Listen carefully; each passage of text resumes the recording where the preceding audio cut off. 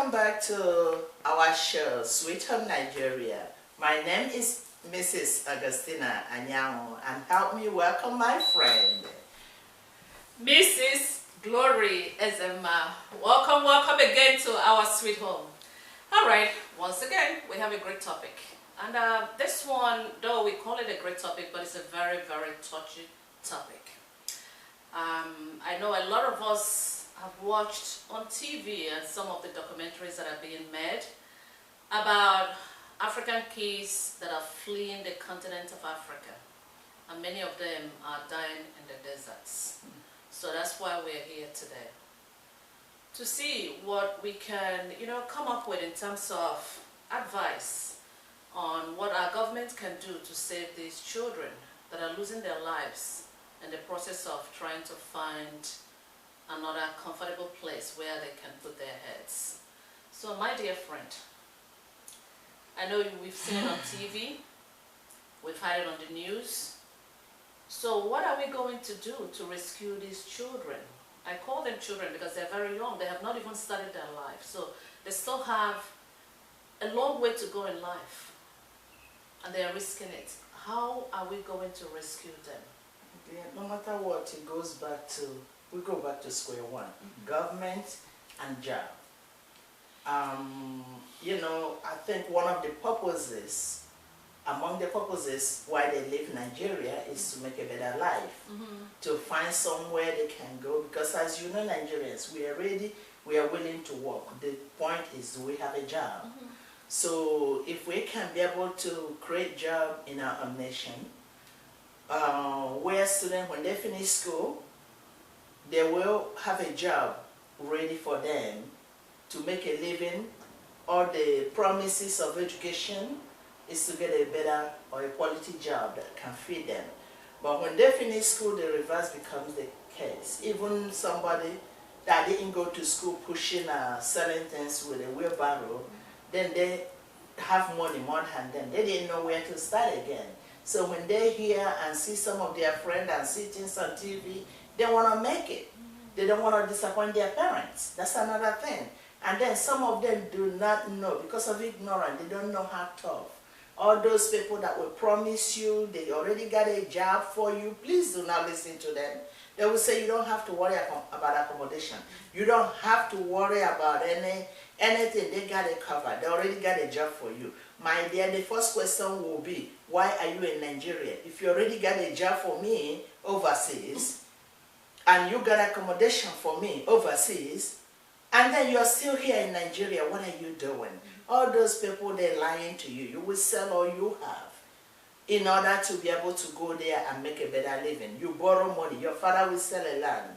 You will mortgage your life so that when you get there, you will be able to send them back money because of the promises. All this, I don't know what to call them, because I call them demons, because they know where they're leading you to. Do you know the other time we were watching documentary? Our children are walking to go across the Sahara Desert, and people were falling out of thirst, out of hunger. They will just fall, they will die just right there. Even a little bird cannot die like a human being. And these are our graduates. These are our graduates, because people that didn't go to school are not going to venture that. They will just cut their coat according to their size. But these ones just want to go to make a better living, to impress their parents, to be somebody, and eventually they die like that. Nobody will account for their lives.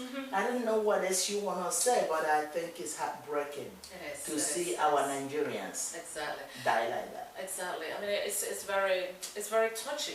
But you know what came to my mind? Because I mean, we're all mothers. We know what it is to carry a child for 9 months in your stomach. And I've noticed that, I mean, we talked about the government, because even the women in the government, sometimes when they're taking this bribe, they're taking all this money, the mothers, the women share those money in the offices and everything. Oh, like government offices? Exactly. Oh. I mean, these are money that we're supposed to use to, help the youths, to empower the youths and establish industries and everything. So it breaks my heart when even the women are not speaking up. Because when we live in diaspora, when things are not going right, people come out en masse And once you come out in mass and start denouncing something, change comes. So, but when everybody keeps quiet in their comfort zones, they're like, nobody wants to talk about it because it's not their children, it's not theirs, and you're sending your children to the best schools and everywhere, and you're watching the children of the less privileged perish like that. I don't think, I mean, every mom should feel the pain of the other mom. So we should all step out as mothers and cry about injustice in our country. Because when moms come out and cry, I mean, the government will do something. Our husbands will do something. The men in government will do something. So we can't just keep quiet and watch those children die just because they're not ours. And you never know. At a point, it could be yours too. So it's always good to do something when you see something that is not right. We have to rescue those children. We have to establish at least a place for them to, you know, do something and make money, even if it is just little money. The government should not turn their eyes and everything and feel like nothing is happening when these kids are perishing. We're watching them. And you're using the money that belongs to those people and you're sending your children overseas. You're hiding them all away from the country so that at least they will not suffer. But what about those children, even if they're not yours? Have a heart. I know you're in the government. I know many of you, maybe I will say that you don't see what is happening, but just ask people or watch in the news. You can see what is going on around you. Even if the people in your cabinet do not bring those problems to you. Open your eyes very well and read the news. We have the newspapers all over the place. You can see what is going on. Let's rescue our youths. So, my friend. Another thing is for our youths, those men or women that will come to you making you those promises, I think they need to be reported to the government because they will tell you, look, Mr. A is now enjoying his life. You do not know that Mr. A's body is being eaten by vultures in the wilderness because Mr. A will not come back again for you to know. Then because you don't see Mr. A and you cannot contact Mr. A, you're going to say, okay, I'm going. Then you stress people. Those people that they took, then will never come back because they're dead somewhere. Please, when somebody come to you like that, and you know that person is there in Nigeria with you, they're using your money, the money those dead ones pay them. That's what they're using to act like they come from somewhere.